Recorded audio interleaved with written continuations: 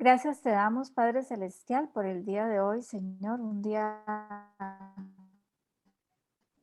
un poquito ajetreado, Señor, con muchas cosas que hacer, pero gracias porque estamos aquí, pudimos sacar este ratito para escuchar tu palabra, para aprender, Señor, para aprender de tu sabiduría, de tu enseñanza, Señor, y poder crecer.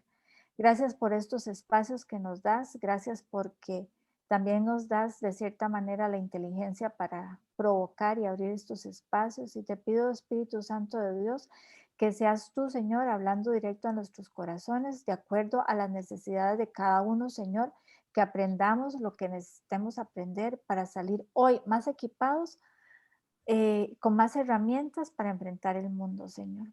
Haznos un corazón más sensible, Señor, que esté más dispuesto a escucharte y con muchas más ganas de poner en práctica tu palabra, Señor. Y si algo vamos a aprender durante este mes, es a amar lo que ha salido de tu boca, porque es poderosa y porque también es amor, Señor. Gracias por este grupo y te pedimos que te quedes con nosotros esta noche. En el nombre de Cristo Jesús. Amén. Amén. Listo. Estamos con esta actividad que hemos estado desarrollando. eh, eh, Quise hacer bueno, la semana pasada estuvimos hablando a cómo aprender a escuchar la voz de Dios. Y era como el inicio de lo que vamos a hacer durante todo este mes de octubre. Y hoy quiero centrarme un poco más en la actividad en la que estamos trabajando, cómo aprender a leer la Biblia. Porque eh, creo que es importante para que le podamos sacar el jugo a la actividad que estamos haciendo. Y lo más importante es que no nos olvidemos que esas actividades que hacemos, lo que buscan es que tengamos una mejor relación con Dios, ¿verdad? Que nos acerquemos a relacionarnos con Dios. No es una actividad por la actividad, sino el fin último es que nosotros nos acerquemos a nuestro Padre y lo conozcamos a Él, ¿verdad? Entonces eso es lo que quiero, que trabajemos esto, y se ha vuelto como una miniserie. No sé si nos va a alcanzar todo el mes de octubre esta miniserie, pero sí creo que es importante darle un poco de complemento a lo que estamos haciendo diariamente con el estudio que vamos a ver esta semana. Entonces, ¿cómo aprender a leer la Biblia? Bueno, definitivamente la actividad que estamos haciendo, y quiero ser muy enfático en eso. O sea, hoy estaba reunido con un amigo, y estábamos reunidos para otras cosas, pero estuvimos hablando un poco de la Biblia. Él es cristiano también. Y le comentaba yo que nosotros nos relacionamos con la gente por medio de actividades que hacemos. Pero las actividades no quiere decir que es nuestra relación con la gente, sino que esas actividades buscan relacionarnos con la gente. Y esto, leer los proverbios durante este mes, es una actividad que nos va a transformar y tenemos que sacarle el mayor provecho. Nos va a transformar porque nos vamos a convertir en esas personas más cerca de Dios, sedientas de conocerlo a Él, sedientas de lo que Él necesita y con una dependencia de lo que Dios tiene para nosotros. Entonces, aprendemos a sacarle el provecho. Y cuando hablamos de actividades, tenemos que hablar de las disciplinas espirituales. Y a mí me encanta Teo, porque Teo guarda siempre, en una carpeta, todos los estudios y las anotaciones. Y hace unos años hicimos un, este, un estudio bíblico sobre las disciplinas espirituales. Estuvimos estudiando todas. Me gustó mucho el versículo o sea, que da pie al concepto de las disciplinas espirituales, ¿verdad? Vamos a ver.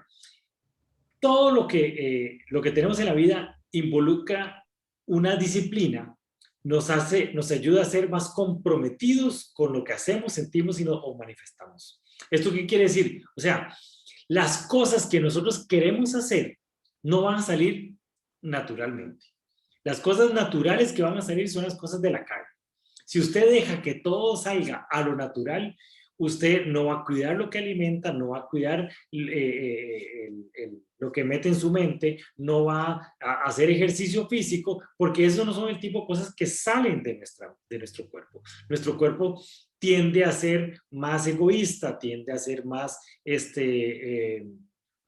más engordar más.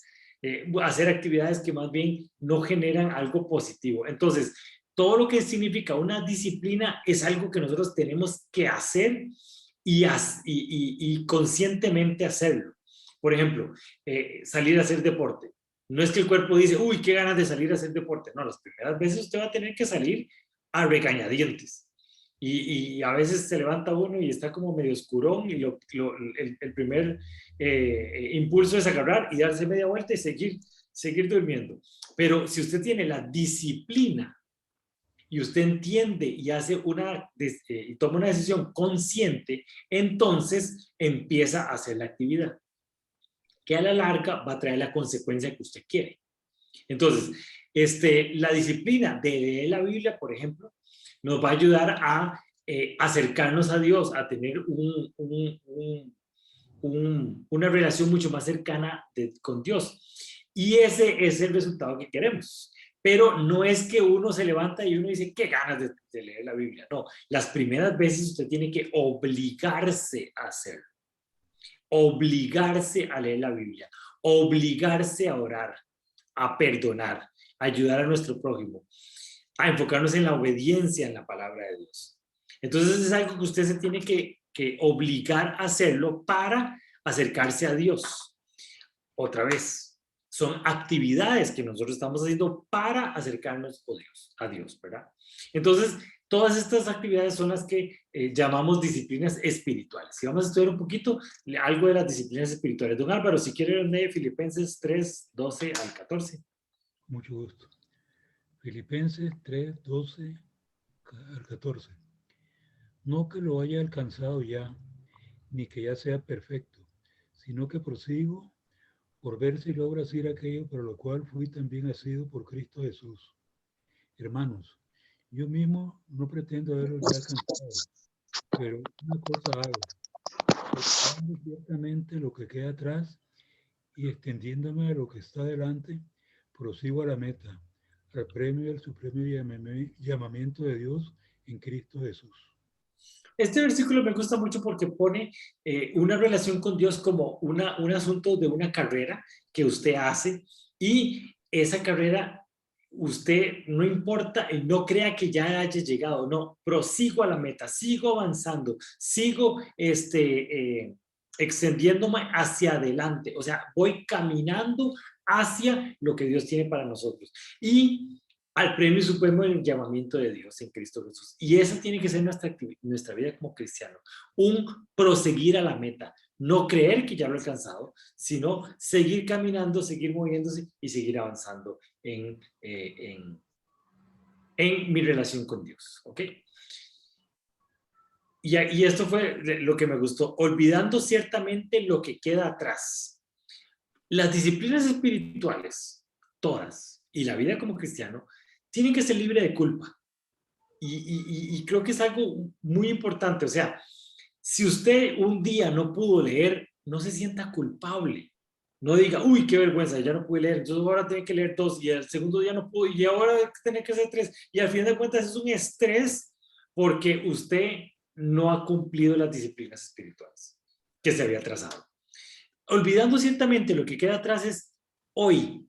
Empecemos a hacer las disciplinas espirituales hoy. Y lo que logró hacer, dé gracias porque hizo más que ayer. Estamos empezando a salir a correr otra vez, Kenny y yo, porque como que se nos había complicado. Y ayer Kenita me decía, no se sienta mal porque no hizo todo el entrenamiento que teníamos la semana pasada. Siéntese bien porque hizo más que la semana anterior. Y eso tiene que ser suficiente. O sea, olvidando ciertamente lo que queda atrás es sin culpa. ¿Sí? O sea, y la vida como cristiano es una vida que no tiene que tener culpa. No es como, uy, qué barbaridad, no fui a la iglesia hoy, entonces ya me lleno de culpa. Ese no es el plan de Dios. El plan de Dios es que usted olvide lo que queda atrás. Enfóquese en lo que tiene al frente, lo que tiene adelante y camine con esas disciplinas espirituales que hoy vamos a estudiar. ¿Cuáles son esas disciplinas espirituales? Y aquí quiero hacer un barrido rápido de lo que son las disciplinas espirituales para entrar propiamente en la lectura de la palabra, que es lo que quiero centrarme. Entonces, las disciplinas espirituales son aquellas actividades que uno hace para cambiar el comportamiento que tenemos. Lo que hacemos nosotros es que queremos cambiar el comportamiento. queremos que nuestro fruto sea diferente al fruto de la carne, sino que sea el fruto del Espíritu, que eso es lo que le estábamos hablando ahora con Aníbal. O sea, mi reacción ante las situaciones son las que necesito que sean cambiadas. ¿Qué quiere decir? O sea, si yo actúo de una forma y ante un estímulo externo reacciono de esta forma, y una forma que está más cerca de la carne del espíritu, del fruto del espíritu, entonces no, queremos transformar esa manera de comportarnos. Entonces las disciplinas espirituales son las actividades que hacemos para cambiar el comportamiento que tenemos. Y es importante entender cuáles son y cuáles las características que tienen para movernos y caminar hacia eso. Y se pueden dividir en dos grandes grupos. Del tipo personal. Y no quiere decir que hago o unas o otras, sino la idea es hacerlas todas, porque todas van a ser diferentes. Las disciplinas espirituales se dividen en el tipo personal y tipo colectivos. Dios le va a hablar a usted diferente en una oración personal a que en una oración colectiva. Por ejemplo, aquí en el estudio bíblico, le digo, Kenita, por favor, inícienos con oración, y Kenia hace una oración, y el Espíritu Santo agarra esa oración, nos la mete en nuestro corazón, y nosotros recibimos de la oración de Kenita algo especial. Bueno, esto que recibimos en esa oración colectiva va a ser muy diferente a lo que va a recibir usted cuando esté orando con Dios. Porque Dios le habla a usted diferente en lo personal que en lo colectivo. ¿Ok? Entonces, del tipo personal consiste en todas las acciones particulares que la gente hace por su cuenta, o sea, solito, usted con Dios. No pueden ser obligadas, no pueden ser coaccionadas. Tiene que ser algo que en libertad usted quiera hacer. No es que, es que usted tiene que leer la Biblia, entonces es exigido que usted lea 4 versículos diarios. No, no, no, no.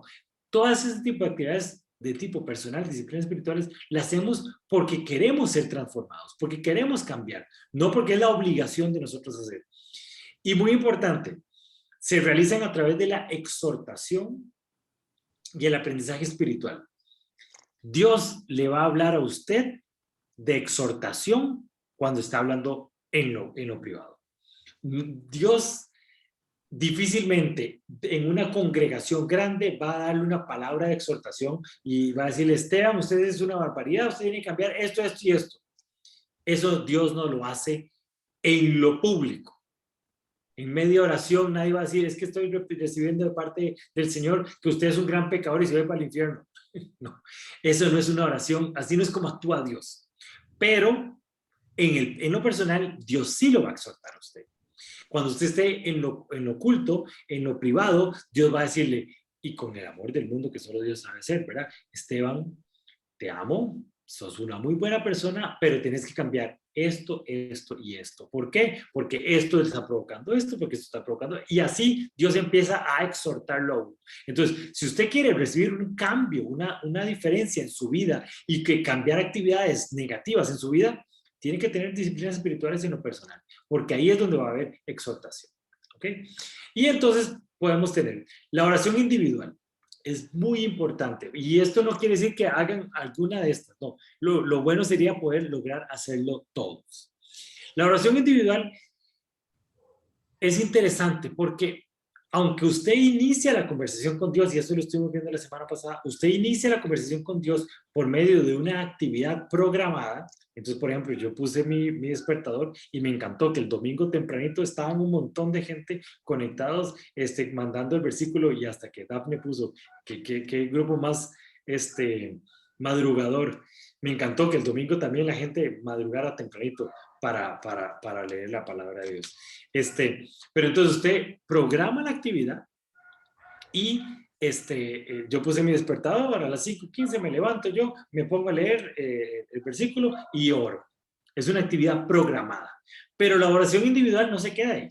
Durante el día sigo yo en esa conversación con Dios, en esa oración con Dios. Y entonces durante el día, mientras estoy haciendo almuerzo, mientras estoy haciendo oficio, mientras estoy caminando en una presa, mientras voy caminando, mientras estoy trabajando en la computadora, Dios sigue hablándonos. Esa oración individual no se para en el momento que yo digo amén, Dios sigue hablando con nosotros. Y aunque pueda tomar 5 minutos, podemos conversar con Dios durante todo el día. ¿Ok? La lectura de las escrituras, ahí le puse dos puntos ahí para que en eso es lo que nos vamos a centrar hoy. Y estuvimos hablando de la meditación y la memorización del contenido bíblico. Es muy importante que ustedes memoricen parte del versículo. Y la idea de la lectura de las escrituras es que logremos memorizar parte del versículo. Por eso la gente que pone 4 o 5 versículos, en el estudio digo yo, o 1 o 2, o no entendieron cómo era, o se están memorizando 4 o 5 versículos, que estaría buenísimo.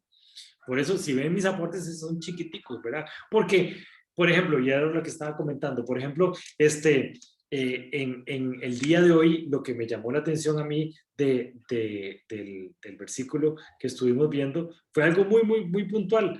Aparta tu pie del mal. Aparta tu pie del mal. Entonces yo decía, y me llamó la atención por la imagen de aparta tu pie del mal. ¿Por qué el pie? Porque es que lo que tengo que aportar es el pie y no la mano o el codo o mi ojo o mi mente del mal. Entonces Dios empezó a hablar conmigo durante todo el día y yo, aparta tu pie del mal, aparta tu pie del mal. Bueno, aparta tu pie del mal tiene que hablar con en qué camino ando, por dónde camino. Voy con el pie y el mal no es algo como que yo me lo encontré de repente, no, es un camino hacia el mal. Entonces, si yo me aparto del camino de los malos, entonces me empiezo a caminar en el camino de los buenos. Y entonces Dios empezó a hablar conmigo a través de eso y entonces empecé a memorizar ese versículo. Aparta tu pie del mal. Es algo chiquitico. Y entonces empezamos a memorizar algo chiquitito. Pero entonces, y eso es lo que estábamos hablando ahora con Aníbal, entonces ese aparta tu pie del mal se empieza a meter en nuestro corazón, empieza a instaurarse en nuestro corazón y en algún momento donde veo un camino del mal, el Espíritu Santo me saca y me dice, no, yo le dije que es aparte tu pie del mal. Entonces recuerdo lo que Dios me dijo y entonces empiezo a caminar hacia el camino correcto. ¿Okay? Entonces por eso es tan importante la meditación, pero también la memorización. Entonces agarremos un versículo y no tenemos que ponerlo todo completo. Me hizo una gracia porque Dixie puso, cuando estábamos con el estudio, cuando estábamos iniciando esta actividad, dice, hay un mínimo de palabras. No, no hay mínimo de palabras. Las que usted se pueda aprender de memoria. Eso sí. Y entonces sacan ese montón, casi que transcriben todo el Proverbios. Esa no es la idea. La idea es que nos memoricemos ese pedacito que nos quedó hoy, que nos saltó y nos lo memorizamos y durante todo el día empezamos a darle. Entonces, muy importante la meditación, pero también la memorización del contenido bíblico, ¿ok? Y hacerlo individual. Igual, yo cuando estoy en una prédica, en una charla, igual tomo apuntes y hay algunos versículos que me llaman la atención y entonces lo apunto, pero esa es la lectura de las escrituras en una actividad colectiva. Dios nos habla colectivamente diferente a como nos habla a nivel personal, ¿ok? Entonces, por eso, en esta actividad es agarrar un pedacito del versículo y memorizarse. Y después, la adoración a Dios. Estamos hablando de la adoración a Dios en las disciplinas espirituales del tipo personal.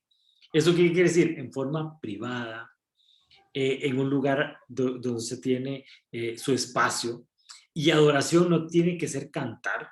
Usted puede adorar de mucha forma. Yo, por ejemplo, canto muy bonito, entonces Dios le encanta que yo le cante a él, pero hay gente que tal vez no canta tan bonito y entonces me estoy vacilando, ¿verdad? Yo no canto tan bonito. Si no, pregúntele a Kenny y a Ignacio. Pero lo que me refiero es que la adoración a Dios es ese ratito donde le damos gracias, donde le decimos, donde lo honramos, y ese espacio privado de adoración a Dios. El ayuno también del tipo personal es muy importante porque eso nos ayuda a estar en relación con Dios, a ser disciplinado y a tener un compromiso con lo que yo me comprometí, valga la redundancia. Si yo dije voy a ayunar durante 10 horas. Entonces, ese compromiso, honrar ese compromiso que tengo para el ayuno, como esa disciplina espiritual de tipo personal. Y me gustó mucho, estudiar temas relacionados con la espiritualidad cristiana. Me gustó mucho ponerlo aquí porque no necesariamente es sentarse a hacer un estudio bíblico, pero sí, y ahora con la tecnología tenemos toda la posibilidad de ver algunas prédicas, de tener la costumbre de revisar algunos predicadores que nos gusten y sacarle el tiempo para hacer esos estudios, o inclusive ver algunos videos de YouTube relacionados con la palabra de Dios. Ahora que estuvimos viendo en eso de The Bible Project, hay videos lindísimos que son estudiar temas relacionados con la espiritualidad cristiana, leer un libro. Ahora hay muchos libros súper interesantes, y también como disciplina espiritual de tipo personal, me pareció muy bonito meter esto como las disciplinas espirituales. Y también tenemos las otras disciplinas espirituales de tipo colectivo. Dios le va a hablar a usted diferente en lo personal que en lo colectivo. Nosotros, y a nivel social, hemos hecho mucho nuestras actividades de la iglesia solo de tipo colectivo. Y entonces, solo oro cuando estamos en un grupo de oración. Solo leo la palabra cuando estamos en un grupo de lectura bíblica. Solo adoro cuando estamos en un grupo de adoración. Es muy importante acuerparse de la iglesia, tener su lugar de reunión, tener su lugar de apoyo para hacer todas las disciplinas espirituales de tipo colectivo. Pero no nos olvidemos las disciplinas espirituales de tipo personal, porque Dios le va a hablar a usted diferente en lo privado que en lo público. ¿Ok? La oración grupal o corporativa. Eso es, por ejemplo, ahora al final del estudio hacemos una oración, leemos peticiones, hablamos un poquito, le pedimos colectivamente a Dios, tenemos algunas peticiones personales, pero se hace desde una óptica grupal o corporativa. La oración en congregación. Vamos al culto, por ejemplo, y antes de la prédica hay un tiempo de adoración. Como es corporativo o en congregación, generalmente tiene que ver con alabanza, con canto, con música, y ahora con la tecnología, con otro montón de cosas que podemos lograr. Pero entonces es tener un momento para adorar en congregación. Y es súper importante tampoco dejar de hacerlo. Ahora que estamos asistiendo muchos a la iglesia virtual, a veces desconectamos el audio y nos olvidamos de esa parte, y cuando viene la prédica, ahí sí quito el mute y me pongo a leer. Es importante tener ese espacio de adoración en congregación. Dios se manifiesta, Dios nos dispone el corazón diferente cuando tenemos espacios de adoración antes del culto. Y después la cena del Señor, a la Santa Cena. Muy importante, la cena del Señor está dentro de las actividades de tipo colectivas. Y yo me puse a pensar ¿por qué? ¿Por qué no puede ser una Santa Cena del tipo privado? Bueno, Dios lo que dijo es, cuando instituyó la Santa Cena, dijo, hagan esto en conmemoración mía. Compartan la mesa con los hermanos en conmemoración mía. Entonces es como sentarse un grupo de amigos y hablar de las maravillas que Dios hizo por nosotros. Y la Santa Cena no quiere decir que usted tiene que hacerla en un culto nada más, o en una iglesia. Podemos hacerla en cualquier momento, pero sí es una actividad que está dentro de las actividades colectivas, porque así fue como lo pidió Dios, que sea un grupo que nos reunimos para tener comunión y para compartir la cena del Señor. ¿Okay? Y la comunión entre los hermanos. Esto me pareció muy interesante que estuviera dentro de las disciplinas espirituales porque cuesta. Y lo bonito de la iglesia, y esto me lo enseñó don Alejandro, me decía, ¿para qué es que nosotros nos congregamos? ¿Cuál es la idea de la congregación? La idea de congregarnos es estar un grupo que tenemos un fin común, que es acercarnos a Dios, pero un grupo diferente, un grupo con gustos diferentes, con formas diferentes, con personas diferentes, que a veces a mí no me caen bien.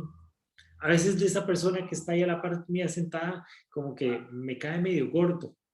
O a veces una persona que tiene actividades que a mí me parecen nocivas y me parece que no debería hacerlo y tengo encontronazos con esas personas, o inclusive cuando uno se mete en el servicio, y a veces pasa mucho que cuando nos metemos, entre más nos metemos dentro de la estructura de la iglesia, más defectos vemos en la gente. Pero lo que Dios nos pide es que como disciplina cristiana es tener comunión entre los hermanos. O sea, aunque lo natural que me salga no es eso, es, él es mi hermano, estamos en la misma iglesia, estamos caminando en lo mismo, entonces voy a perdonarlo, voy a entenderlo, voy a caminar con él. ¿Okay? Y entonces esa disciplina de tener la comunión entre los hermanos. Ok, y uno de los beneficios que me gustó más sobre ejercer las disciplinas espirituales es la constancia. Vea, un día, durante 4 horas, que usted vaya al gimnasio, su cuerpo no se va a dar cuenta de eso. Y usted no va a ver diferencias entre si el domingo no fue al gimnasio y el lunes fue al gimnasio y usted ve el martes en el espejo, es exactamente igual. La diferencia está en la constancia. La constancia va a lograr que esos comportamientos humanos sean transformados por medio de la palabra de Dios. No es que usted leyó un día un versículo y por allá de los años fue que reaccionó correctamente con respecto a ese versículo. No, usted tiene que leerlo hoy y mañana leer otro y pasado mañana leer otro y tener una vida de disciplinas espirituales, y entonces va a haber cambios y entonces va a haber diferencias.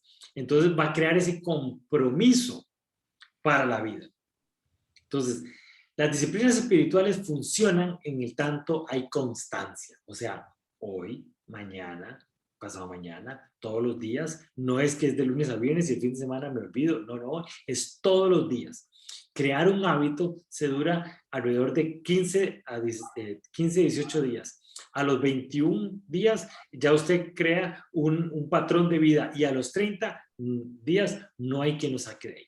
Por eso es que estamos haciendo este estudio por 30 días, porque lo que queremos es que cuando se termine octubre, el 31 de octubre, usted el 1 de noviembre siga con otro capítulo y sigamos con la lectura bíblica, sigamos con ese hábito de leer, y ahí va a haber constancia, y ahí va a haber perseverancia, y entonces va a haber cambio y transformación en nuestra vida. ¿Okay? La vida es muy rápida. A final de cuentas, el tiempo que nosotros invertimos en las cosas de Dios se vuelve muy, muy rápido. Y entonces nuestra vida se vuelve efímera. Y si usted no logra hacer cosas que realmente cambien y transformen su vida, usted va a pasar los años, vamos a pasar los años y va a seguir siendo la misma persona. ¿Por qué? Porque hizo una actividad. No hay diferencia. Entonces, ¿por qué? Porque la vida y los momentos son efímeros. Necesitamos hacer algo que cuando usted echa para atrás, se da cuenta que ha hecho una actividad titánica para acercarse a Dios. ¿Okay? Cuando uno se vuelve para atrás y dice, es que este estudio bíblico lo tenemos hace 16 años, tenemos este estudio bíblico. Uno dice, ok, ahí hay constancia, ahí hay transformación. Entonces uno ve, por ejemplo, Teo saca el binder que tiene los estudios bíblicos y son como 3 binders así, y uno dice, bueno, ahí hay constancia, ahí hay transformación, y entonces Teo, pum, reacciona diferente, actúa diferente. ¿Por qué? Porque lunes tras lunes, tras lunes, tras lunes, de años tras años, tras años, tras años, y nosotros tenemos 16 años, pero este estudio bíblico, Teo tiene como más, como 18, 19 años, de venir todos los días, todos los lunes al estudio bíblico. Hablando también de Teo y hoy no vino. ¡Qué barbaridad!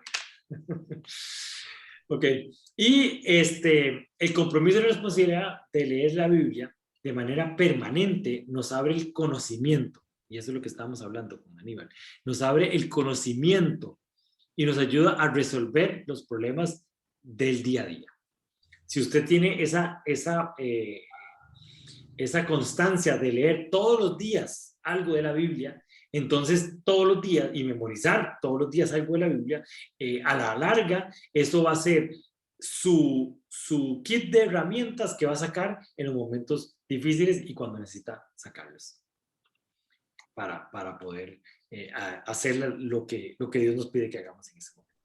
Ok, y ahora sí, ¿cómo aprender a leer la Biblia? Quise hacer ese barrido rápido por las disciplinas espirituales para entender un poco por qué es que estamos haciendo las cosas que estamos haciendo. Y ahora sí, vamos a centrarnos un poco en leer la Biblia. ¿Ok? Me gustó mucho este pensamiento. Dice, no busquen en ella un libro devocional o un manual de normas generales. Es algo mucho más grande. La Biblia es algo mucho más grande. Aníbal, si quieres leernos Salmos 119, 105. Lámpara es a mis pies tu palabra, y lumbrera a mi camino. No es como un libro de qué es lo que tengo que hacer y qué es lo que no tengo que hacer. Si usted quiere un libro de qué es lo que no quiere hacer, qué es lo que no tiene que hacer y qué es lo que no tiene que hacer, es los 10 mandamientos y ya. Pero la Biblia es algo mucho más grande que un devocional o un manual de normas. La Biblia es una lámpara. O sea, es lo que nos alumbra y nos marca otra vez el camino hacia la persona que Dios quiere que nosotros seamos. Entonces, no es que, check, si hice esto, sí, hice esto, sí, hice esto, sí, ok, cierro la Biblia y digo, ya soy cristiano, porque hice todas las cosas que tenía que hacer. No, no, la Biblia se vuelve un libro de una lámpara, una guía, un libro de consulta, es un lugar donde nosotros nos relacionamos con Dios. No es solamente un manual. Le decía la semana pasada que me gusta mucho la imagen de la Biblia como una ventana, donde vemos cómo es que Dios quiere nuestra realidad y comparamos lo que está dentro de la palabra de Dios con lo que yo estoy viendo en el día a día y ver cómo hago yo para traer el reino de los cielos aquí en la tierra. ¿Ok? Y esto me pareció súper fuerte. Dice que la mayoría de las personas tienen una Biblia en la casa. Si usted ve, el libro más vendido en la faz del planeta es la Biblia. El libro más traducido a mayor cantidad de idiomas es la Biblia. El libro de mayor difusión es la Biblia, pero ni siquiera el 5% de gente la lee. Yo siempre vacilo cuando uno entra a una casa y está esa biblioteca grandota y lo que tienen ahí, el Salmo 23, que hasta está amarillo, que nada más lo ubican ahí. Mucha gente tiene la Biblia así, como ese adorno en la casa. Como que uno tiene que tener una Biblia, entonces ahí está la mía. Pero no como ese lugar de encuentro con Dios. O no como ese momento para poder relacionarme con Dios. Ni siquiera el 5% de las personas lee la Biblia. La gente le encuentra aburrida, le cuenta que está pasado de moda y le cuesta leerlo. ¿Ok? Pero la Biblia es un libro apasionante. Me gustó mucho esta declaración, de esta descripción. 73 libros escritos en un arco de 2000 años, en el que narra las aventuras más apasionantes de la humanidad. La búsqueda de Dios por parte del hombre. O sea, en 2000 años, que es desde el Génesis hasta el Apocalipsis, es una historia escrita en 2000 años por alrededor de 60 diferentes autores que narran una sola historia, que es esa búsqueda de Dios por parte de los hombres y cómo es que nosotros buscamos a Dios y Dios nos busca a nosotros. Y en una historia apasionante, en una historia llena de sentimiento, llena de amor por parte de Dios, que nos lleva a el crecimiento personal. Entonces, así es como tenemos que ver la Biblia y así es como tendríamos que caminar. Es la historia, la búsqueda de cada uno de nosotros para poder llegar a entender a Dios. Entonces, no se puede leer como una historia cualquiera. No es un libro de recetas morales. No es que usted pueda agarrar y entonces dentro de su biblioteca dice, ok, voy a leer esta, mira la Biblia, ¿qué va a decir? Y la lee como cualquier otro libro. La Biblia es un libro que usted tiene que aprender a leer también. ¿Okay? Y lo que usted tiene que tener más claro en la Biblia es contexto, contexto, contexto. Por eso es que es tan importante estudiar la Biblia. Y no solo estudiar el texto bíblico, sino también estudiar todo lo que está alrededor del texto bíblico, todo lo que está alrededor de la Biblia. Entonces, por eso es que usted nunca va a terminar de leerla, porque la primera vez que la leyó el conocimiento, o sea, lo que está ahí escrito. La segunda vez que la leyó, ya ese conocimiento le dio a usted herramientas para interpretarlo mejor, porque ya tiene un contexto sobre lo que usted puede leer. ¿Ok? Me gustó mucho este 2 Timoteo 3:16. Gaby, yo no sé si estás por ahí para leer 2 Timoteo.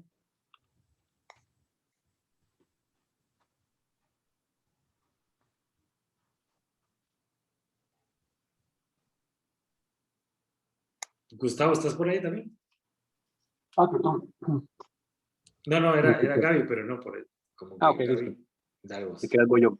2 Timoteo 3:16. Toda la escritura es inspirada Ahí por me Dios. disculpan, es que no escuché, disculpen. Está bien, Gaby. Dale, Gustavo. Toda la escritura es inspirada por Dios y útil para enseñar, para redarguir, para corregir, para instruir en justicia. Ok.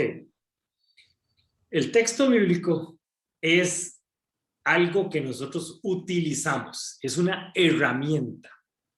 No es un libro de pensamientos, no es un libro de moralidad, es un libro, es una herramienta que yo tengo para vivir. Entonces, toda la escritura es, primero que nada, inspirada por Dios. ¿Qué quiere decir esa palabra inspirada? Esa palabra inspirada quiere decir que el escritor está escribiendo el texto bíblico y Dios se lo va dictando, pero no es que Dios lo escribió. No es que un día iba Moisés caminando y en eso vio unos escritos que fueron escritos por Dios. Hay otras religiones que tienen ese concepto de unos textos bíblicos escritos por Dios. La Biblia no es escrita por Dios. La Biblia es inspirada por Dios a través de el autor. Entonces es muy importante entender quién es el que escribió el texto bíblico, aunque está inspirada por Dios.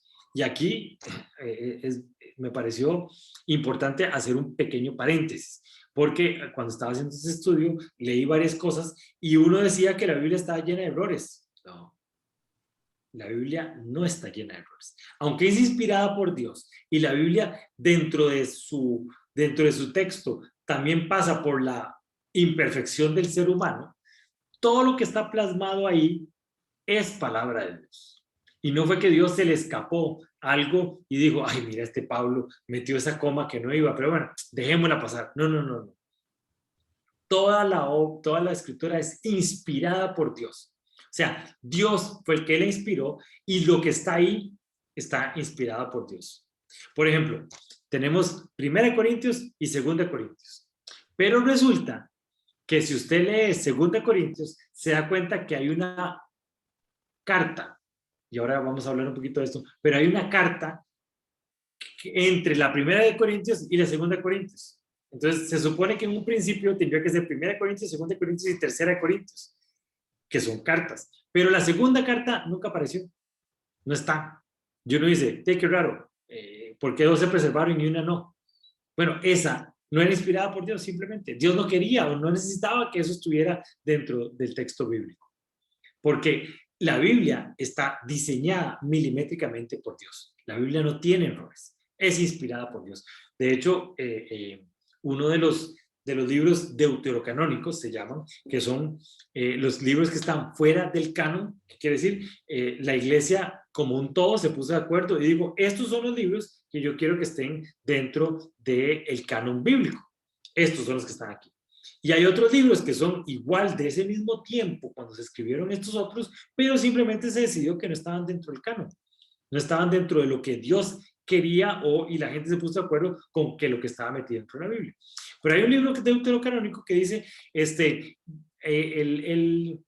texto que estoy escribiendo, no sé si me voy a equivocar escribiendo. Uno agarra ese texto y dice, eso no puede ser de la Biblia, porque la Biblia no se puede equivocar.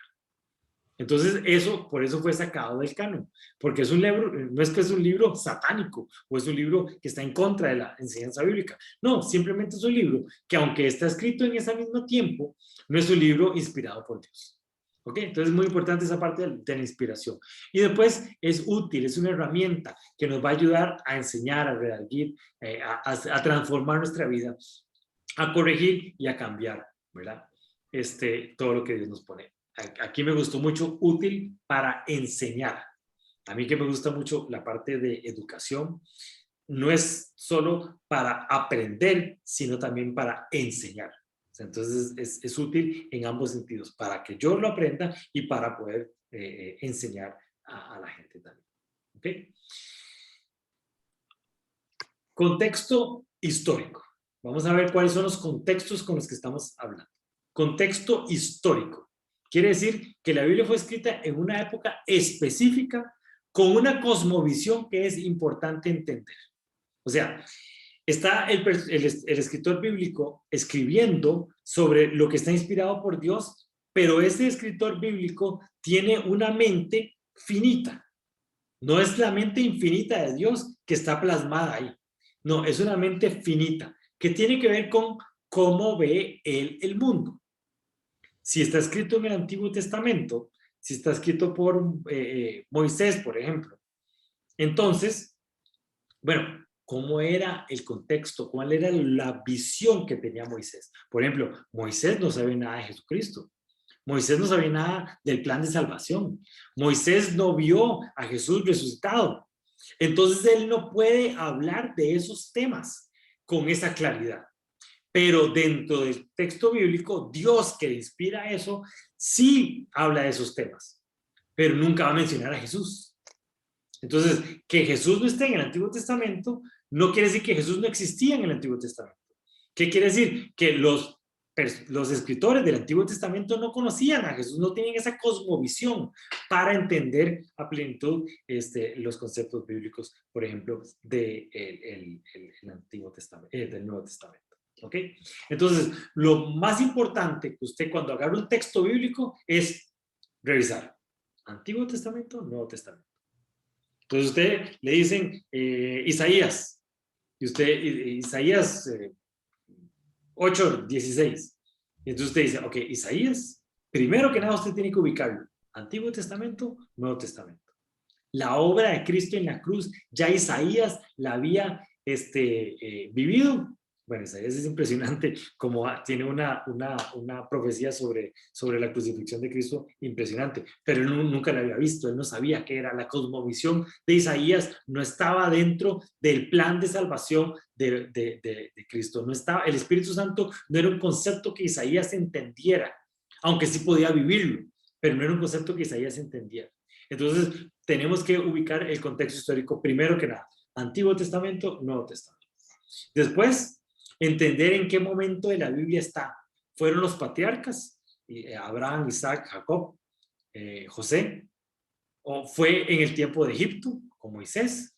¿Fue en el tiempo de la tierra prometida, cuando ya el pueblo de Israel entró a la tierra prometida?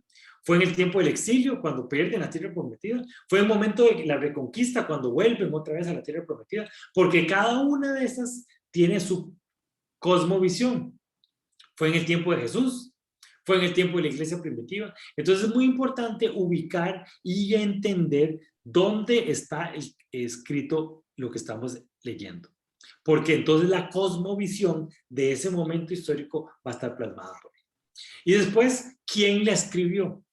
¿Quién la escribió? Va a tener que ver con la cosmovisión. Entonces, por eso es tan importante no solo leer el texto bíblico, sino estudiar todo lo que está alrededor de ese texto bíblico. Entonces, si usted va a empezar a leer Proverbios, por ejemplo, tenemos que entender quién era David y estudiar quién era David y conocer quién era David y entender que muchos de los proverbios, Salomón, muchos de los proverbios están escritos por Salomón.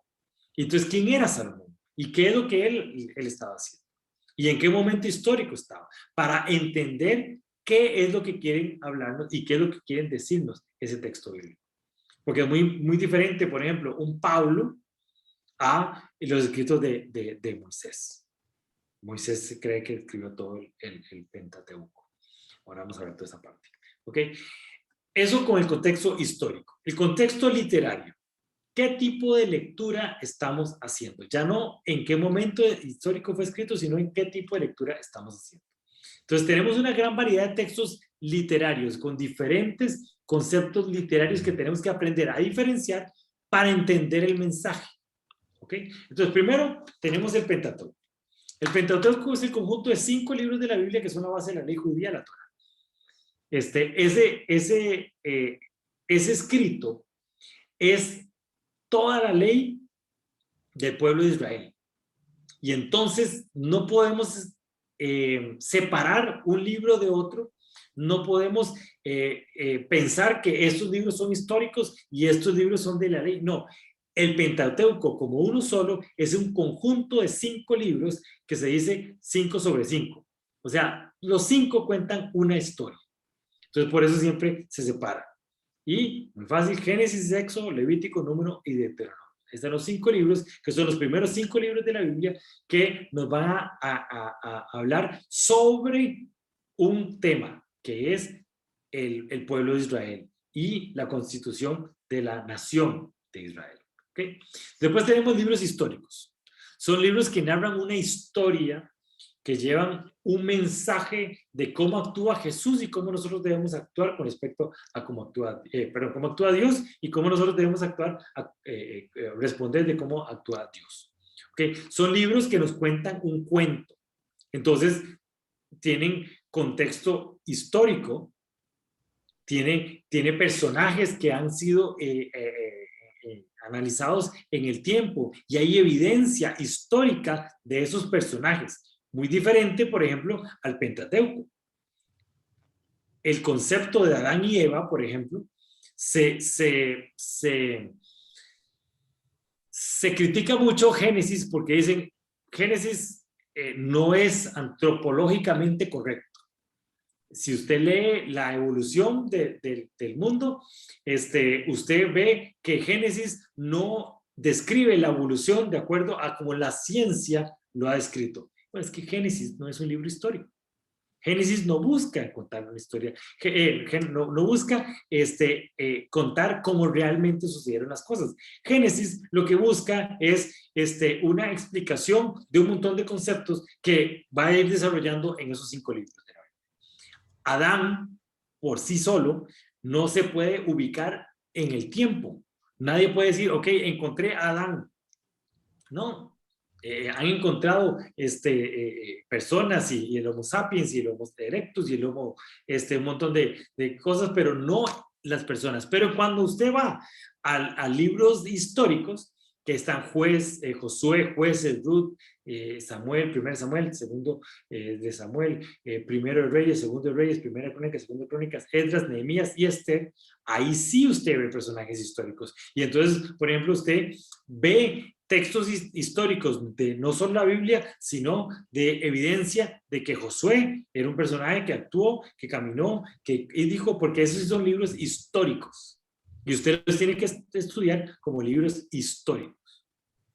Y usted los va a encontrar la evidencia histórica. Por ejemplo, Sansón está metido dentro de esos libros de jueces. Entonces usted dice, ¿habrá un personaje que sí? Sí. Sí, ese personaje no es una historia, no es mitología, efectivamente existió y hay evidencia científica de que existieron todos los personajes de los libros históricos ahí. Muy interesante. La historia de Génesis, Éxodo, después salta a Josué, Jueces, Ruth, Primera Samuel, hasta Segunda de Crónicas, es una historia cronológicamente escrita, que cuenta una historia desde que inicia con Adán y Eva y termina con los reyes de Segunda de Crónicas, que nos dan un contexto histórico de qué es lo que pasó el pueblo de Israel en esos momentos. Después, Esdras, Nehemías y Esther son historias que dentro del libro histórico, pero no están dentro de la cronología que se empieza en Josué y termina en Segunda de Crónicas. ¿Ok? Después tenemos libros poéticos. Usted no puede considerar un libro histórico, poético, y creer que es un libro histórico. Los libros poéticos son escritos que nos dan sabiduría, conocimiento y la aplicación de la ley desde una óptica poética. Entonces, por ejemplo, cuando dice la sabiduría, ahora que estamos leyendo Proverbios, la sabiduría es esa mujer que llega y nos da enseñanza, no es que usted tiene que pensar que hay una persona que se llama sabiduría. No, es una imagen que Dios está poniéndonos a nosotros, y entonces la gente dice, es que no, porque no han encontrado científicamente esa mujer que habla el texto de Proverbios. Es que no es ese. No, usted no puede interpretarlo y estudiar un libro poético como que si fuera un libro histórico. Entonces, son escritos poéticos, y como escritos poéticos van a tener metáforas, van a tener hipérboles, van a tener toda la que usted aprendió en las clases de español, que a mí me encantaban, con mi profesora Roxana Briceño. Entonces tenemos libros, y aquí está muy interesante. Job, Salmos, Proverbios, Eclesiastés y Cantares. Y aquí es donde me encanta a mí la estructura de la Biblia. Job está metido dentro de los libros poéticos. ¿Por qué? Porque aunque Job cuenta una historia, y se cree que se ubica en el tiempo, Job está dentro de los libros poéticos porque en un día Job lo perdió absolutamente todo. Y entonces eso es una hipérbole. Y como una hipérbole, no podemos creer que es un libro histórico. O sea, no es una historia que contar. Aunque Job existió como tal. El libro de Job está metido entre los libros poéticos. Entonces, toda esa discusión que tuvo Dios con el enemigo para ver si ponían a prueba a Job, no es histórica. No es que efectivamente sucedió, es simplemente una estructura literaria que se da para contar la historia que querían contar en el mensaje de Job. Entonces hay que considerarlo como un libro poético, no como un libro histórico. Pero como cuenta una historia cronológicamente entendida, entonces los que estructuraron la Biblia dijeron, vamos a ponerlo en el puro centro, entre los libros históricos y los libros poéticos. Entonces Job está considerado poético, pero también tiene que ver con lo histórico. ¿Okay? Entonces Job, Salmos, Proverbios, Eclesiastés y Cantares son libros de poesía, son libros de imágenes literarias. ¿Okay? Libros proféticos. Libros proféticos son escritos por profetas que cuentan sus memorias y los mensajes que Dios les dio de acuerdo a las diferentes circunstancias. Y aquí hace un tiempo hicimos sobre los profetas menores. Entonces, los libros proféticos, el nombre que tienen, tiene que ver con la persona que los escribió. Entonces, Isaías era un profeta y escribió el libro de Isaías. O sea, son las memorias que Isaías puso sobre todos los mensajes que él escribió y las historias que él cuenta. Pero no son cronológicamente descritas, sino son, están escritos de acuerdo al mensaje que fue recibiendo de parte de Dios y cómo ese mensaje se fue estructurando alrededor, a través de toda la vida de Isaías. Entonces no es un libro histórico, es un libro profético. Lo importante es el mensaje que Dios tiene a través de Isaías. Jeremías es otro profeta. Lamentaciones está escrito por Jeremías, Ezequiel y Daniel. Son cuatro profetas que escribieron 5 libros que son considerados los profetas mayores. Y después los profetas menores. ¿Se acuerdan que estuvimos haciendo un estudio sobre todos los profetas menores? Que son Oseas, Joel, Amós, Abdías, Jonás, Miqueas, Nahum, Habacuc, Sofonías, Ageo, Zacarías y Malaquías. Todos estos, y recuerden que se considera casi que es un solo libro, los profetas menores, porque son libros cortos que hablan cada uno sobre un tema específico. ¿Okay? Y entonces ahí tenemos los libros proféticos. Y aquí hacemos una pequeña reflexión. Desde Malaquías hasta el Nuevo Testamento se habla el gran silencio bíblico.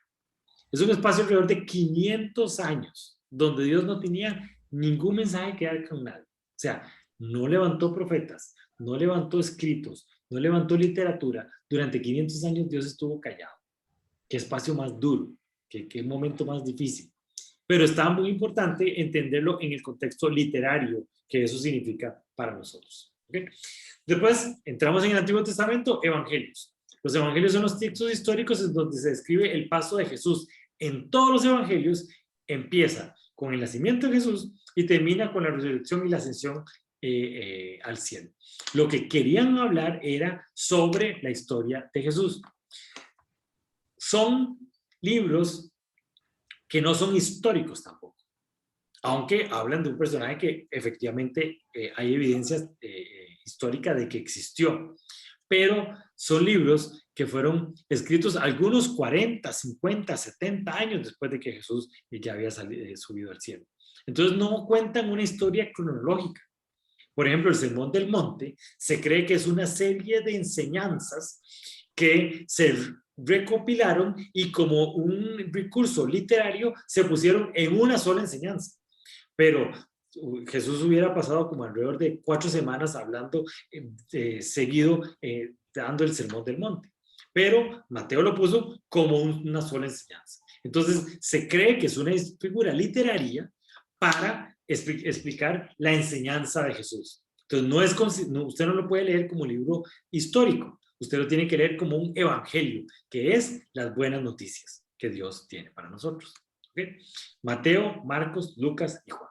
Ahí están los 4 evangelios. Los primeros 3 se llaman los evangelios sinópticos, que tienen que ver mucho, casi que se cree que Mateo escribe primero, Marcos escribió sobre Mateo y Lucas escribió sobre Mateo también. Entonces son como muy parecidos los evangelios sinópticos, y el evangelio de Juan, que está como más lejillos. Juan era como más hippie de todos los discípulos. Y después los libros históricos. Ahí sí tenemos un libro histórico dentro del Nuevo Testamento que cuenta la historia cronológica del surgimiento de la iglesia primitiva, y es el libro de Hechos de los Apóstoles. Es un libro que sí podemos ver, pasó esto, después pasó esto, después pasó esto, después pasó esto, y históricamente cuenta el cuento que querían hablarnos sobre la historia primitiva. Después tenemos las epístolas, que son cartas de los fundadores de las iglesias, le escribían a sus congregaciones. Entonces, las epístolas es interesante leerlos porque vamos a tener una carta que, por ejemplo, la iglesia de Roma le escribe a Pablo, y Pablo le escribe una carta y le contesta a Roma. Y lo que nos quedó en la Biblia es la contestación de Pablo.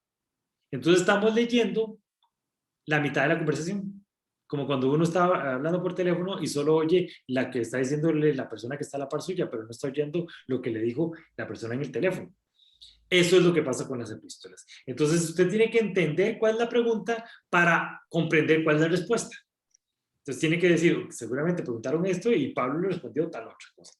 Entonces son cartas que se escribieron a los fundadores de esas iglesias. Entonces, con respecto a esto que me preguntaste, te quiero decir esto, esto y esto.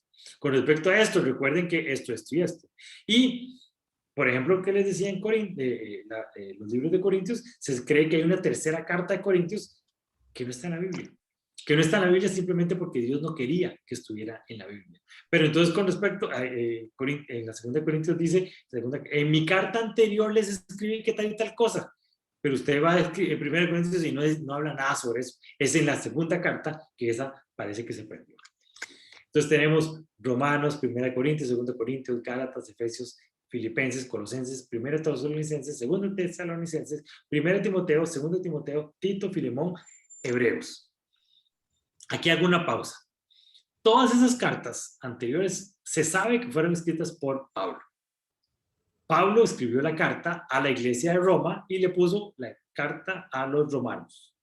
A Corinto, a la carta de la iglesia en Corinto, en Gálatas, en Éfeso, en Filipo, en Colosenses, en Tesalonicenses. O sea, son cartas que le escriben a la iglesia. Pablo escribió todas esas cartas. Hebreos, y otra vez la estructura de la Biblia que a mí me encanta. Hebreos es un libro que se escribió, una carta a los hebreos, pero no se está muy seguro si fue Pablo el que la escribió o Timoteo que escribió, porque como que en algún momento tiene una estructura muy parecida a la de Pablo, pero en otras cosas se parece, es totalmente diferente. Entonces los teólogos nos han puesto de acuerdo. Entonces la pusieron ahí mismo. Y eso nos da a nosotros también la posibilidad de entender. Ok, si está escrito antes de Hebreos, las epístolas, es Pablo el que la escribió. Entonces, la carta a Tito, no fue que Tito la escribió, no es que Pablo le escribió a Tito.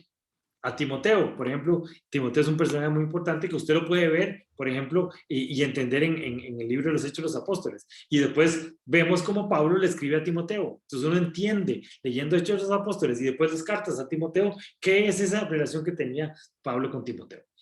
Pero entonces, antes de Hebreo, está escrita por Pablo. Y después de Hebreos no estamos muy seguros, lo metemos en el centro, igual que Job, que no estamos muy seguros si es un libro histórico o un libro poético, entonces lo metemos en el centro. Igual, Hebreos está ahí. El día de mañana hay evidencia de que si era de Pablo, ok, la metemos con Pablo. No era de Pablo, ahora nos dimos cuenta que era Timoteo, entonces va con la gente de Timoteo. Entonces, ese igual nos da como un pequeño forrito de eso. Y después, Santiago, no es que Pablo le escribió a Santiago, no, es que Santiago escribió. Pedro escribió, Juan escribió. Juan tiene 1, 2, 3, es el único libro que tiene tres cartas, aunque la tercera carta de Juan es así chiquitica. Y Judas, que no es Judas el que Iscariote, el que vendió a Jesús, sino es otro Judas. Y después terminamos con los libros proféticos. Es un libro escrito en prosa que describe varias visiones que tuvo el apóstol Juan de los últimos tiempos. Y aquí siempre me gusta hacer esta aclaración.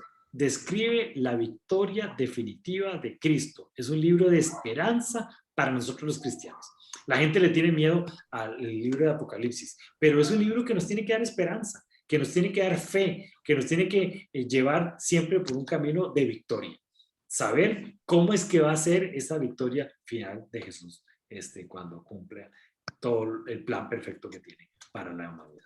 Y ahí ese es el contexto literario que tenemos. Siempre me gusta cuando estudiamos la palabra de Dios hacer este resumen así rápido sobre todo lo que está de la Biblia para entender qué es lo que estamos leyendo y ponerla en el contexto y saber interpretarla para entender lo que Dios tiene para nosotros con respecto a eso. Aníbal, léenos Josué 1:8. Josué 1:8. Nunca se apartará de tu boca este libro de la ley, sino que de día y de noche meditarás en él, para que guardes y hagas conforme a todo lo que en él está escrito, porque entonces harás prosperar tu camino y todo te saldrá bien. Me encantó este pasaje para entender lo que es la meditación de la palabra de Dios. Josué, y lo ubicamos en el contexto literario primero, es un libro histórico que viene saliendo del desierto y van a entrar a la tierra prometida. Entonces, ¿qué es lo que vamos a entender en este versículo? Ok, es una persona que ya pasó la prueba del desierto y ahora va a entrar a la tierra prometida y le están dando los tips para cómo es que usted recupera la tierra prometida. Y entonces, en ese contexto histórico y en el contexto literario, es que usted lee este pasaje y dice, nunca se apartará de tu boca este libro de la ley. Nunca es nunca. O sea, desde que usted crece como cristiano, o nace como cristiano, y empieza a desarrollarse, la palabra de Dios tiene que estar dentro de su vida. O sea, usted tiene que tener una Biblia, y esa Biblia va a contar el momento histórico en el que usted está viviendo. Porque como cristianos nunca podemos apartarnos de nuestra boca el libro de la ley. Y durante el día completo, que es lo que estábamos hablando la semana pasada, durante el día completo vamos a meditar en él. ¿Qué quiere decir? Vamos a dejar nuestros trabajos, vamos a dejar nuestra familia y vamos a meternos en un monte tibetano y vamos a estar orando todo el día. No. Durante el día, tenga esa conversación con Dios. Por eso es tan importante aprenderse ese pedacito. Que tu pie aparta tu pie del mal. Eso durante todo el día se me quedó ahí. Y estaba en una reunión, aparta tu pie del mal. Y estoy hablando por teléfono, aparta tu pie del mal. Y estoy almorzando, aparto mi pie del mal. Y empiezo yo a meditar durante el día y la noche en ese versículo que Dios me regaló en la mañana. Entonces empiezo a meditar sobre él, a masticarlo, a cambiarlo. ¿Y por qué el pie y no la rodilla? ¿Y por qué no el brazo? ¿Y por qué no el ojo? ¿Por qué no la cabeza? ¿Qué más habla sobre el pie? ¿En qué otros pasajes he aprendido yo sobre el pie? Entonces empiezo a meditar en el libro de la palabra de Dios de día y de noche. Entonces, primero que nada, tengo que leerla para poder aprenderme ese pedacito. Y por eso es tan importante leerla temprano, porque entonces durante el día vamos a estar leyendo esa parte. Si usted la lee en la noche, se duerme y al día siguiente ya no tiene ese pedacito que Dios le dio. Agarramos en la mañana, la leemos, agarramos ese pedacito y con ese me lo llevo. Primero nada, apúntenlo en el chat y después me lo llevo. Y durante el día voy dándole y dándole y dándole. Entonces empiezo a usar lo que Josué 1.8 me está diciendo. Y entonces, en ese proceso de confrontación de la palabra, de meditación de la palabra y más del bagaje cultural que tengo yo con respecto a otros lugares de la palabra de Dios donde está un pasaje parecido, empiezo yo a estudiarlo y empiezo a hacer conexiones, que esas conexiones empiezan a guardarse en mi corazón. Y entonces, para que guardes y hagas conforme a todo lo que él está escrito. O sea, mis reacciones, la manera que yo hago, la manera que yo me comporto, empiezan a crecer en mi corazón de acuerdo a ese proceso que yo hice. Lectura, meditación de día y noche y guardarlo en mi corazón.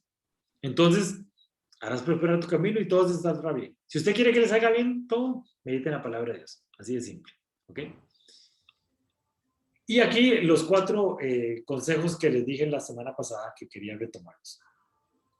Muy importante. Para poder iniciar bien este proceso de meditación de la palabra, tenemos que escoger una hora y un lugar específico del día. Y esa hora y ese lugar específico tiene que ver con 0 interrupciones. O sea, por lo menos durante esos 10 minutos o 5 minutos que usted dure leyendo la palabra, leyendo ese capítulo de la palabra, que no hayan interrupciones. O sea, concéntrese porque Dios le va a dar ese pedacito que lo va a acompañar durante el resto del día. Concéntrese, sáquele el tiempo, sáquele provecho, sáquele el jugo. Que sea un lugar donde usted se sienta cómodo, que sea un lugar donde usted no se vaya a dormir, que sea un lugar donde no hayan interrupciones, que sea un momento donde usted pueda realmente tomarse el tiempo para hacerlo. Porque esa es la gasolina que me va a hacer continuar el resto del día. Y de acuerdo a la calidad de ese tiempo, va a ser la enseñanza que yo voy a tener durante el día. ¿Okay? Por eso les recomiendo que sea en la mañana, les recomiendo que sea un lugar alejado y que sea 0 distracciones. A mí me gusta leerlo de corrido, todo el pasaje, y después a veces voy leyéndolo de atrás para adelante. Proverbios se presta para eso, ¿verdad? Un libro histórico, uno no podría leerlo versículos para atrás, pero Proverbios sí. Voy leyendo un versículo y después leo el anterior y después leo el anterior hasta ver cuál me salta y qué es la parte que me salta. Y después de eso empiezo con la oración.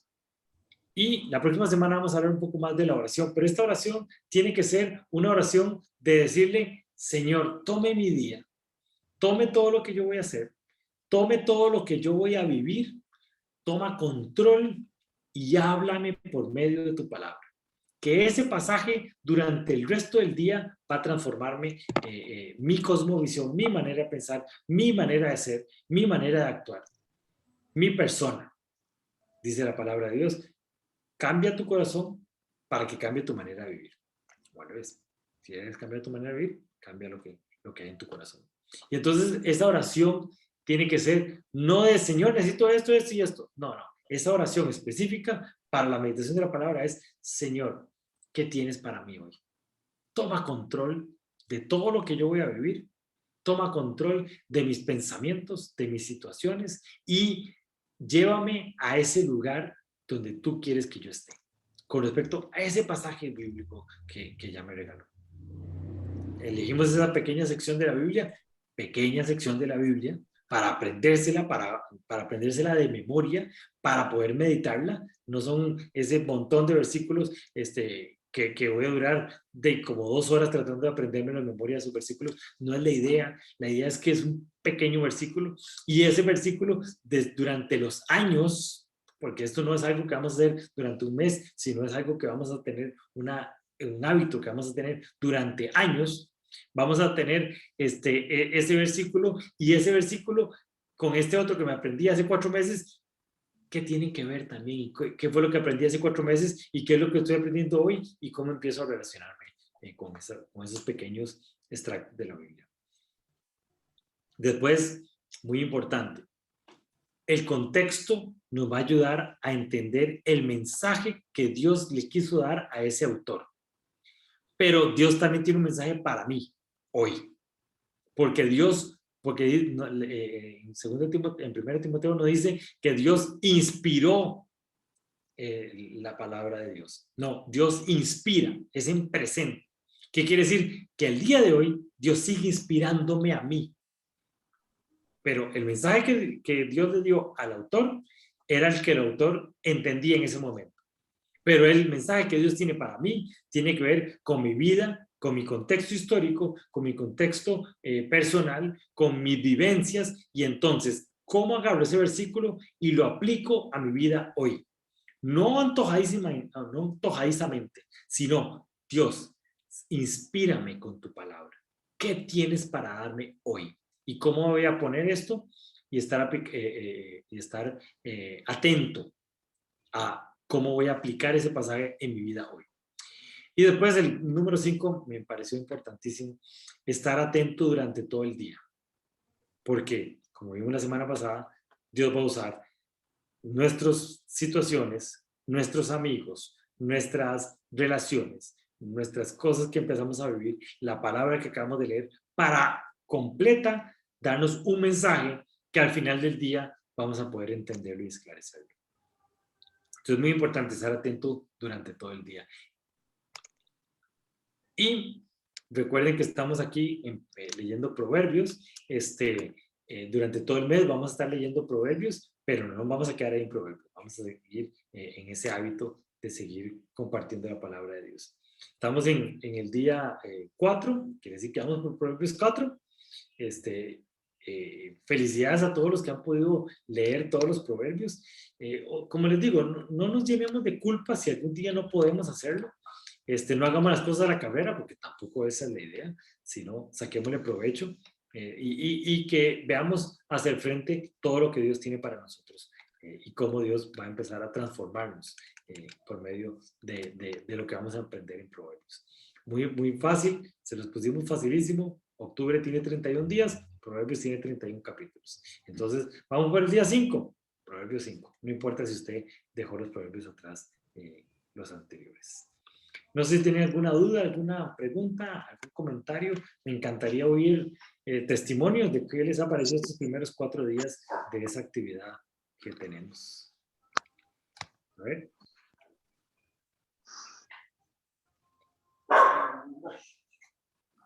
Es un libro completamente de sabiduría y sí resalta en el día si uno lo permite. Creo que el teje-maneje del día puede llegar a distraer o te permite tener esos pequeñitos espacios, ¿verdad? Para recibir lo que el Señor le habla a uno a través de esos resaltes.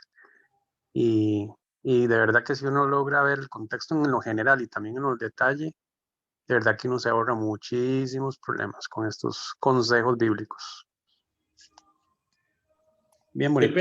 Depende de nosotros si pasa desapercibido o si es impactante, ¿verdad?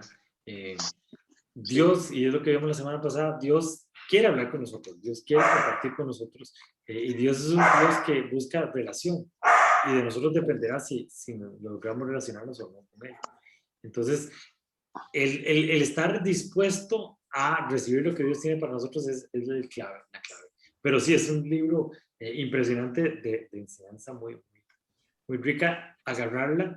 Durante el mes pasado estuvimos haciendo fragmentos de esa enseñanza bíblica para hablar sobre algún tema específico que fue la serie anterior, pero ahora leerlo así como de corrido nos va a ayudar a como que llenar esos huecos que quedaron ahí con los primeros estudios anteriores. Y también la claridad, me parece un aspecto importante es la claridad en la palabra, de que a pesar de que no lo podemos ver como una guía, o sea, sí es una guía, definitivamente es una guía, pero no es más que una guía, es parte de las características. Queda muy claro qué pasa cuando uno no hace caso. O sea, la posición de uno, ¿verdad? Del insensato o del que al final Dios, la posición de Dios con la persona desobediente, ¿verdad? Es súper fuerte, realmente. Pero luego llega su amor y va de vuelta, entonces es como un ciclo, ¿verdad? Es como, bueno, si haces esto, te va a pasar esto, pero si haces esto, te haces esto. Es muy interesante, o sea, esa lógica bíblica que Dios tiene con el texto, de verdad que es muy rica, la verdad. Sí, ¿no? Y siempre la palabra de Dios está hecha para que uno se ubique. ¿Estoy en este Y pujar o estoy en este? ¿Verdad? sí. Y empieza, y no para ubicarse con juicio, sino para ver Exacto, qué me hace falta para pasar del otro al otro lugar. para ayudarte. Ujú. Exactamente. ¿Algún Así otro es. testimonio? Cuéntenos qué les ha parecido estos primeros 4 días que han Yo, aprendido. yo quería compartir que desde antes de comenzar ya me estaba como que cargando de buena energía, ¿verdad? Para esto. Y como decidiendo, porque hay que ver que uno decide todos los días cosas pequeñas, pero también cosas importantes y grandes. Y decidiendo que este mes va a ser un mes espectacular que va a cambiar mi vida, entonces, a través de esto, ¿no? Entonces, hay muchas circunstancias que estoy viviendo ahora y ya estaba como el viernes ahí medio cojeando y definitivamente ya el domingo y hoy han sido días espectaculares por la palabra leída y por la palabra así como que metida en la cabeza, ¿verdad? Memorizando esos versículos y de verdad doy gracias a Dios por este proyecto. Yo lo veo como un proyecto que estamos haciendo todos y les deseo a todos que de verdad este mes sea espectacular y que cambien sus vidas por completo a través de la palabra de Dios, ¿no? Por supuesto. Y bueno, doy gracias. De verdad que me encanta por estos 4 días y bueno, lo que viene es bueno, muy bueno. Qué bonito testimonio, Daphne. Me encanta ese corazón tuyo de estar expectante de lo que Dios va a hacer, ¿verdad? El mes de octubre, yo no sé, tiene algo. Tal vez porque termina el 31 de octubre y todos sabemos lo que el 31 de octubre es a nivel aquí de cultura occidental. Pero el mes de octubre tiene algo. Y durante años, hace varios años, el mes de octubre es particularmente duro para nosotros, espiritualmente, es como Claro, muy cargado, ¿verdad? Y claro. empezar esta actividad y con esa actitud, Daphne, de que este mes va a ser un asunto impresionante, es como una contrapropuesta de lo que el enemigo tiene para nosotros en el mes de octubre. Y me parece que es la actitud correcta. Me encanta ese testimonio. No sé si me das permiso ahí como de cortar el audio y ponerlo ahí en el chat, porque me parece lindísimo para la gente que está ahí como medio flaqueando, que sigamos adelante con esa actitud ahí de vencedores durante esta actividad. Me encanta. Muchas gracias. No sé, Kenita, si querés dar algún testimonio tú.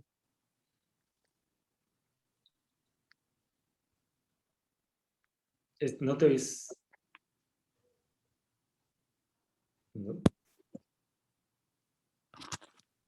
¿Ahora? Ahora sí. No, ahora no.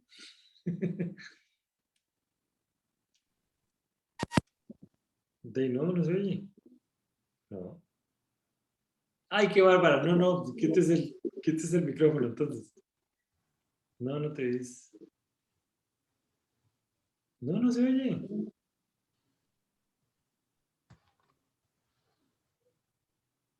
Quita.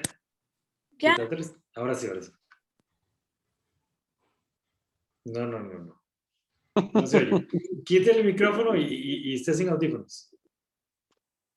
No, quíteselo, desconéctelo. Está hablando. Ahí me sapía. Dale, ahora sí. ¿Cómo? Ahora sí, dale. Ahora sí te viste. Ya. Ahora De la, sí. de la actividad. Ujú. Bueno, para mí particularmente la actividad de leer un capítulo es algo que me ha acompañado desde hace muchos años, pero últimamente yo estoy muy estudiando Eclesiastés. Entonces, mi estudio personal de Eclesiastés se me juntó ahora con el de Proverbios, que me parece súper lindo porque son dos textos de sabiduría. Y definitivamente yo creo que lo que hay que hacer es eso, no solo es leerlo, sino tratar de aplicarlo a la vida diaria. Pero más que lo de la actividad, yo lo que quería era agradecerle a Daphne por su testimonio, porque de verdad octubre particularmente es un mes muy difícil. Y creo que no es casualidad que iniciemos el mes de octubre con esta lectura y que vayamos acompañados como grupo durante todo el mes de octubre con esta lectura. Y tanto así, Daphne, que te cuento que inclusive hace algunos años escribí un blog de octubre y el programa del viernes va a ser de octubre. O sea, de verdad octubre es un mes en el que hay que arrollarse las mangas, ponerse de guardia y aunque no todos abiertamente allá afuera sepan lo que esté pasando, que nosotros aquí como grupo sí nos estemos acompañando en oración, con esta Correcto. lectura bíblica, con lo que vayamos aprendiendo, y cada uno de nosotros llevar este pedacito de esperanza y pedacito de palabra a otras personas, aunque ellas tan abiertamente no sepan qué es lo que está pasando en octubre, pero sí, creo que no es casualidad y debemos aprovechar estos espacios de lectura bíblica para ponernos toda la armadura de Dios, que es lo que nos manda Efesios a hacer. Muy bonita, muchas gracias. Yo no sé si alguien más quiere comentar algo. Listo, entonces, bueno, vamos a detener aquí la grabación.